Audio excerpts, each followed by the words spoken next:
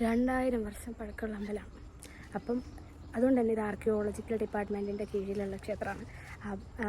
പ്രതിഷ്ഠയിരിക്കുന്ന ശ്രീകോവിലിൻ്റെ അവിടെയുള്ള അതൊക്കെ അല്ലേ. അപ്പം അതുകൊണ്ട് അതിൻ്റെയൊക്കെ ഫോട്ടോ വീഡിയോ ഒക്കെ എടുക്കണമെങ്കിൽ നമുക്ക് അവരുടെ അനുവാദം വേണം. അതുകൊണ്ട് നമ്മളതൊന്നും എടുത്തിട്ടില്ല.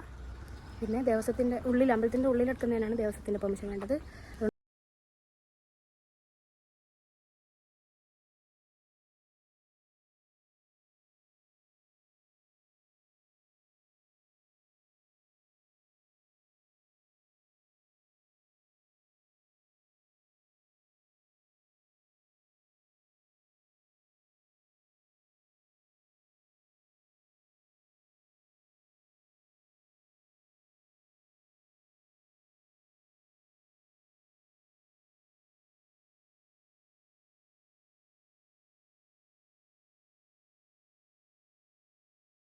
എനിക്ക് എൻ്റെ മഹാദേവനെ കണ്ടാലേ മതി. അത് ചില അമ്പലങ്ങളിൽ മാത്രം പോയാൽ കിട്ടുന്ന എന്തോ ഒരു സുഖമാണ്. ആ വിഗ്രഹങ്ങൾ കാണുമ്പോൾ തന്നെ എൻ്റെ കണ്ണിൽ നിന്ന് വെള്ള ജലധാര വരും. അയ്യോ എൻ്റെ കണ്ണ്.